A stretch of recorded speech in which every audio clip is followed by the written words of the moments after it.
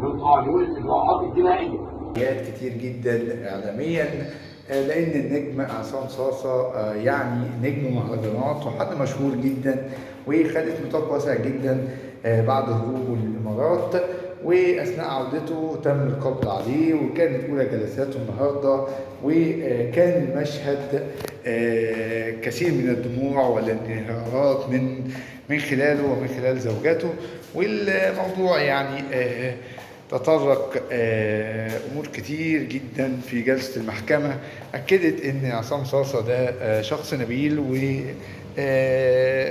وارد ان الحدث ده يحصل لكل الناس. تحليلات الايجابيه بتاعته التحليلات السلبيه بتاعه المخدرات اكدت ان عصام صاصه خالي من القصه دي كلها، وبالتالي المحكمة حكمت بحكم 6 أشهر على الفنان والمطرب الجميل عصام صاصة، مطرب المهرجانات.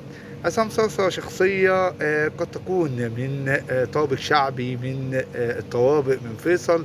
كان سائق توك توك. موهبة الغناء ابتدت معاه صدفة، ولكن ربنا أنعم عليه بنعمة الشهرة.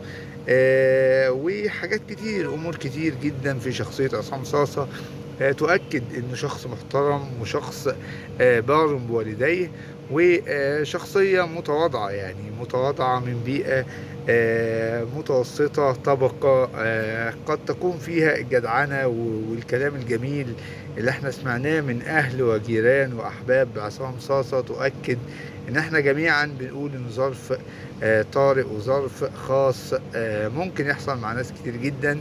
ربنا معاه، وربنا يفك كربه، وربنا يعينه. والقاضي النهارده حكم عليه ب6 اشهر، ربنا يكون في عونه. السلام عليكم.